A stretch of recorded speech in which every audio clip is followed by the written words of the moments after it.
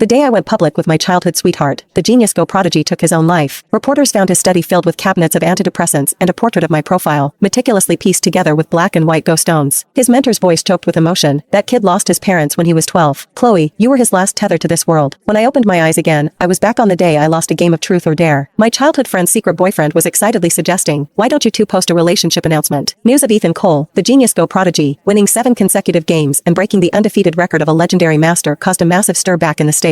With his signature black trench coat, devastatingly good looks, and an aura of aloof indifference, he was absolutely slaying on every video platform, harvesting a legion of fangirls. During a livestream interview after his return, a young reporter teased, God tier Ethan, many of your new female fans are very curious about your relationship status. Care to share? A staff member tugged at the reporter, whispering, did you not do your homework? Don't ask. He never answers questions unrelated to Go, and he especially hates gossip. The young reporter visibly tensed up, but unexpectedly, Ethan took the microphone. His pitch black eyes stared unblinkingly into the camera lens, as if looking through it to lock eyes with someone specific. His clenched fingertips trembled slightly, as if it took every ounce of his strength to say, I'm sorry, I like you. It was clearly a confession, yet the desperate sense of putting everything on the line was suffocating. When the camera panned to Ethan's phone, the lit screen displayed the relationship announcement post from me and my childhood friend on Instagram, but at the time, no one paid attention. The internet was still immersed in the joy of his victory, frantically guessing how excellent the girl must be to make a genius feel inferior. That night, news of Ethan's suicide due to depression rocketed to the top of the trending list. I like you became his final words. The next day, when a reporter approached me, wanting to take me to Ethan's apartment, my childhood friend, Josh Miller, screeched before I could react. Lady, you must have the wrong person. How could Chloe Evans have anything to do with God tier Ethan? She can't even figure out Ludo, let alone Go. I'm a loyal fan of Ethan's, the president of his fan club chapter. If you want to know what's going on, you should take me. I gently kicked Josh, but I had to agree with him. To me, Ethan was an existence from a completely different dimension. In my eyes, he was just a taciturn genius in a field I knew nothing about. Ethan's apartment was in a quiet suburb. Pushing open the study door, the first thing that caught my eye was a massive portrait of a girl's profile, created entirely from black and white ghost stones. Delicate, exquisite, breathtaking. Every detail revealed the creator's intense, unyielding emotion, a love that endured until death. It made you want to take a picture. If that girl wasn't me. I walked in, staring at the cabinets filled with antidepressant bottles labeled in foreign languages. Ethan's mentor, a titan in the Go world, sighed deeply behind me, his voice choking up. That kid had a hard life. Abused since childhood, and at 12, he watched his parents beat each other to death. He became an orphan. Chloe, you were his last tether to this world. My gaze shifted to a glass display case nearby. Inside was a broken strawberry hair clip, a half-eaten bag of dried mangoes, and a small note I had accidentally thrown out the window during study hall while chatting with Josh. It read, damn, I just realized guys look so hot in black trench coats. These pieces of trash I had casually discarded were treasured like precious gems. In contrast, his valuable championship certificates and trophies were carelessly shoved into a corner. So, he chose to give up on life after seeing my announcement? The mentor's eyes were red. All these years, Ethan was placed on a pedestal. He looked glorious on the surface, but his mental state was getting worse and worse. Every night, he could only sleep briefly while looking at your photo. I couldn't help but ask, Master, why exactly did Ethan like me? Before I could finish, a sharp pain shot through my brain.